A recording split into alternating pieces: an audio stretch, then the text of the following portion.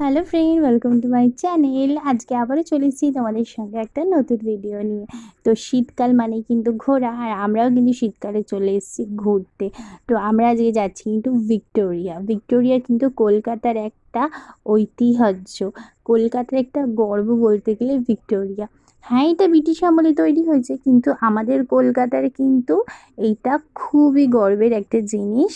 তো আমি আর অপু চলে গেছিলাম কিন্তু ভিক্টোরিয়ায় ঘুরতে। আমি গেছিলাম সেই ছোটোবেলায়, আর এখন যাচ্ছি ওর সাথে, মানে অনেকটা বছর, প্রায় 16-17 বছর পর যাচ্ছি। তো আমরা কিন্তু ঢোকার আগে এখান দিয়ে একটু মুড়ি মাখা নিয়েছিলাম। ও বলছিল পাপড়ি চাট নিতে, কিন্তু সকালবেলা সস খেতে ভালো লাগছিল না, যেহেতু পাপড়ি চাটের সস দেয়। সেই জন্য আমি বললাম একটু ঝালমুড়ি মাখা নাও। তো ঝালমুড়ি মাখা নিয়ে কিন্তু আমরা এবার ভিক্টোরিয়ায় ঢুকবো। তো এই যে চলে এসেছি ভিক্টোরিয়ার সামনে, আর এবার কিন্তু টিকিট কাটতে হবে। টিকিট কেটে আমরা ভিক্টোরিয়ায় ঢুকবো। তো আমি যখন ছোটোবেলায় এসেছিলাম তখন কিন্তু টিকিটের প্রাইস ছিল 20 টাকা, কিন্তু সেইটা এখন হয়ে গেছে 50 টাকা। আর ওই দেখো ওখানে ওই টিকিট কাটছে, এখানে প্রাইস লেখা রয়েছে ফরেনার্সদের জন্য কত প্রাইস, আমাদের জন্য কত প্রাইস।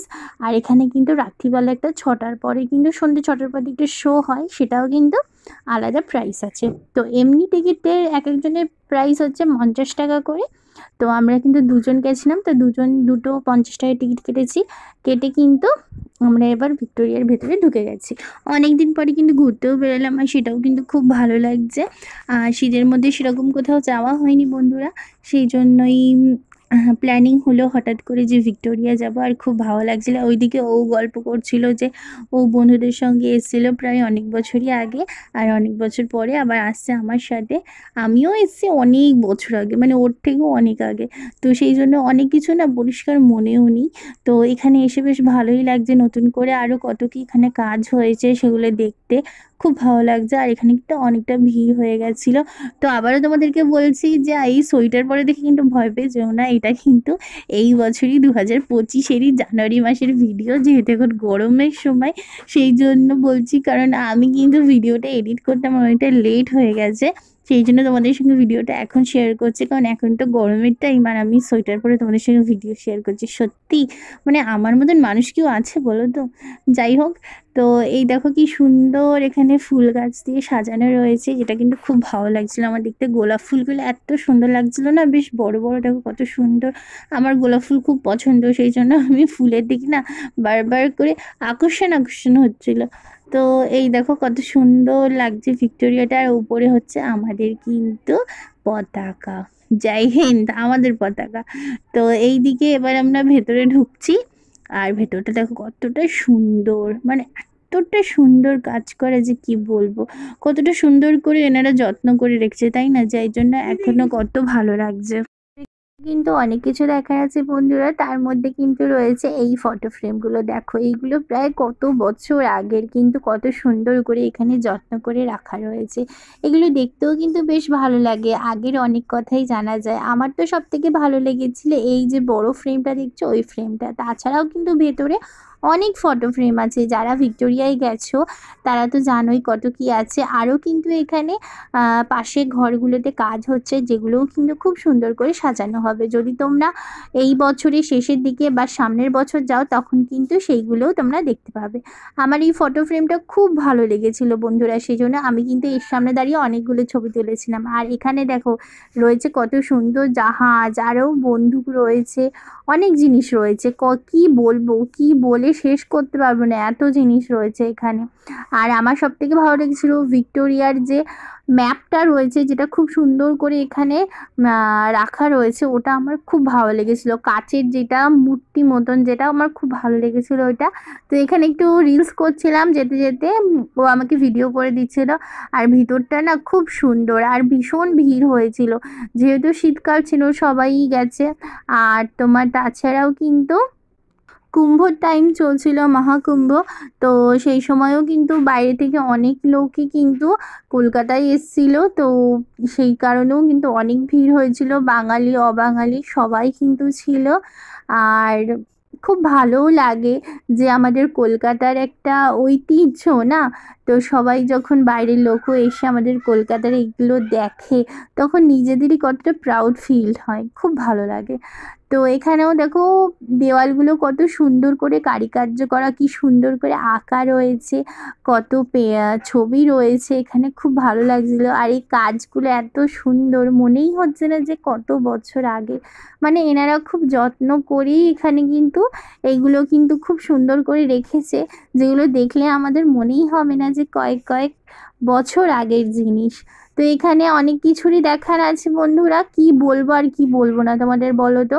তো ভিডিওর মাধ্যমে তোমাদেরকে দেখাচ্ছি, তোমরাও কিন্তু যেও, কারণ ভিডিওতে দেখা সামনে গিয়ে মানে একটা জিনিস দর্শন করা, সেটা কিন্তু একটা অনুভূতিটা আলাদা। এখানে অনেক রকমের দূরবীন রয়েছে, গান রয়েছে, তো অনেক কিছুই রয়েছে। এবার আমরা যাচ্ছি দোতলায়, আমরা এতক্ষণ ছিলাম নিচের তলায়, এবার কিন্তু আমরা যাচ্ছি দোতলায়। আর এখানেও কিন্তু অনেক কিছুই দেখার আছে, যেরকম আমরা এখানে দেখছিলাম যে আমাদের যে বীর যোদ্ধারা যারা ছিল, যারা আমাদের স্বাধীনতার জন্য অনেক কিন্তু লড়েছেন, অনেক কষ্ট পেয়েছেন, নিজেদের প্রাণ দিয়েছেন, সেই সব বীর পুরুষদেরও কিন্তু এখানে ছবি ছিল।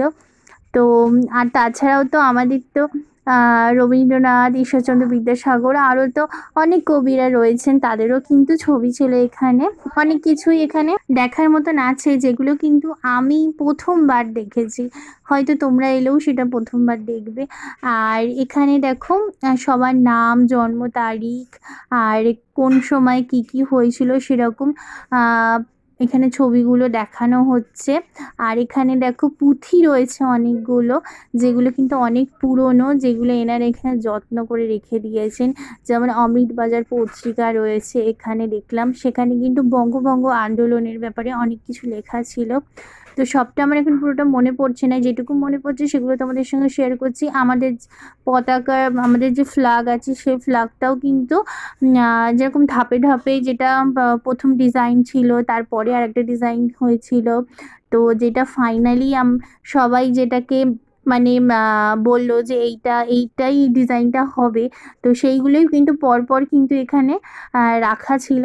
তো সবকটাই কিন্তু আমরা দেখলাম, দেখে এবার বেরিয়ে এসেছি ওখান থেকে, কারণ অনেক ঘোরা হয়েছে। আমরা কিন্তু পুরো দোতলাটা পুরো ঘুরেছিলাম, যতটুকু সম্ভব হচ্ছে তোমাদের সঙ্গে শেয়ার করেছি বন্ধুরা। তো তোমরাও যেও, এইটুকুই রিকোয়েস্ট করব, কারণ সামনে দিয়ে দেখার মজাটাই আলাদা।